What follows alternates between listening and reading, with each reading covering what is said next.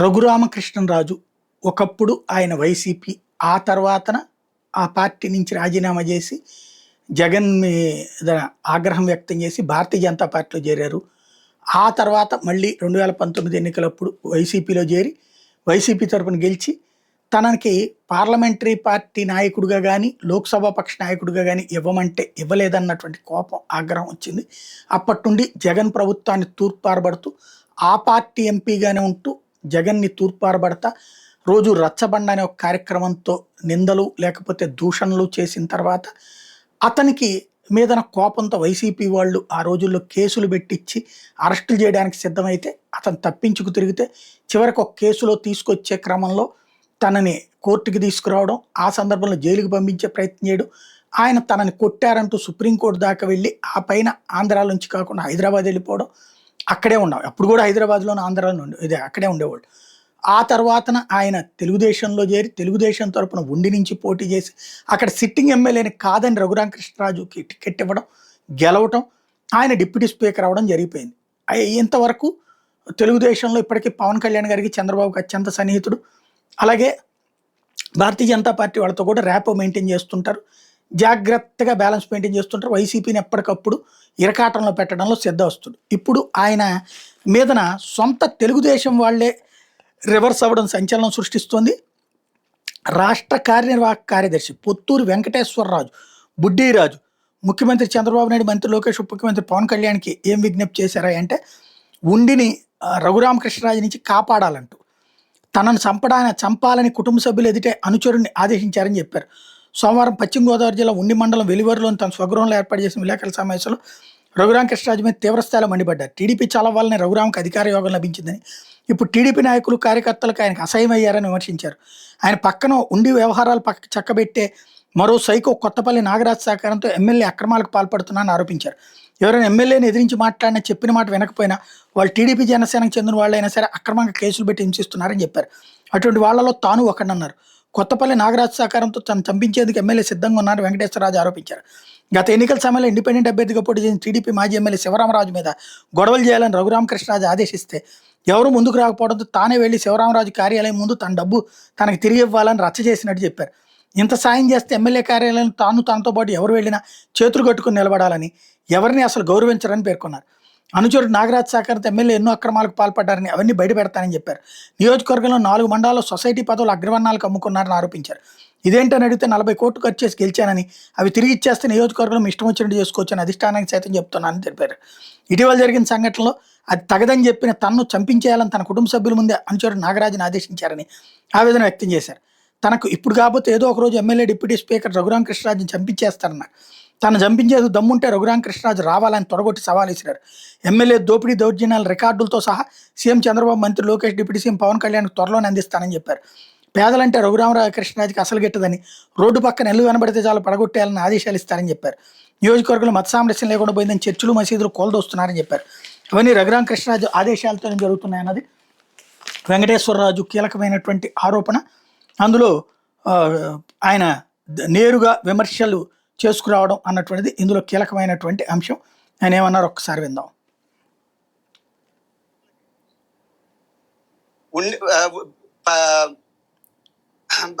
Telugu Desam party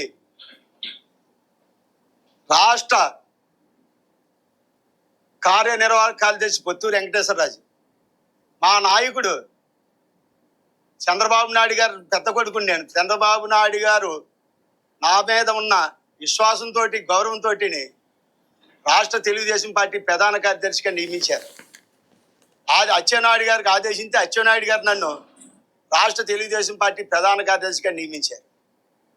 తర్వాత MLC election వచ్చింది. నన్ను పాణ్యం నియోజకవర్గానికి, యాక్షన్ నియోజకవర్గం పాణ్యం, మా మా తల్లి గరు సీతారెడ్డి గారు ఇన్ఛార్జ్. ఎమ్మెల్సీ ఎలక్షన్లోని రామ్ గోపాల్ రెడ్డి గారిని నెగ్గించడానికి పట్టభద్రుల నియోజకవర్గం, కడప పట్టభద్రుల నియోజకవర్గం నుంచి పాణ్యం నియోజకవర్గానికి తెలుగుదేశం పార్టీ తరఫున నన్ను పరిశీలనకు పంపారు.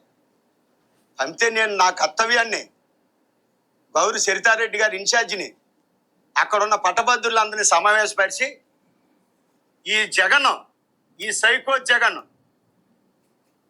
మీ రాయలసీమకి ఏం అన్యాయం చేశాడో అన్ని విషయాలు అసలు మీకు జగన్ వల్ల ఏం జరిగింది, ఈ దుర్మార్గుడికి బుద్ధి చెప్పాలి మీరు. ఈ పట్టభద్రులారా ఆలోచించండి. ఈ దుర్మార్గుడిని మీరు ఈ ఎమ్మెల్సీ ఎలక్షన్లో ఓడించండి. ఓడింతే మీకు జరిగిన అన్యాయాన్ని కళ్ళు తెరుస్తాడంటే మొత్తం అక్కడ ఉన్న 300 మంది లేచి నుంచి తప్పట్లు కొట్టారయ్యా. అటువంటిది ఈవేళ ఉండి నియోజకవర్గం తెలుగుదేశం పార్టీ, మా నాయకుడు మా తండ్రి గారు చంద్రబాబు నాయుడు గారు, లోకేష్ మా తమ్ముడు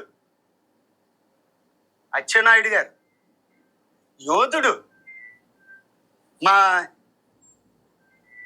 మా తల్లి నిండు సభలో మా తల్లిని అవమానిస్తే చంద్రబాబు నాయుడు గారు లేచి ఆయన మాట్లాడతామంటే వెనకాల నుంచుని నా కొడకల్లారా మీకు వినాశకాలం దగ్గరికి వచ్చింది, ఇక్కడతోటే మీకు చరిత్ర అయిపోతుందని చంద్రబాబు నాయుడు గారు వెనకాల నుంచుని అచ్చెన్నాయుడు గారు ఆయనకి గుండె ధైర్యాన్ని భరోసాని వెనకాల నిలబెట్టిన నాయకుడు.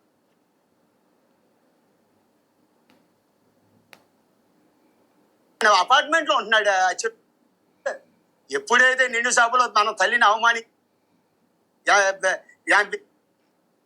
ఉండి సెంటర్లోని డ్యామ్ అని మొత్తం కంప్లీట్ 45 రోజులు రిలే నిరాహార దశలు చేశాం. ₹1 కోటి ఖర్చు అయింది. నాకు రఘురామకృష్ణరాజు గారు సూటిగా నమ్మే చూస్తున్నాను. ఏంటయ్యా ఏమన్నావు నువ్వయ్యా?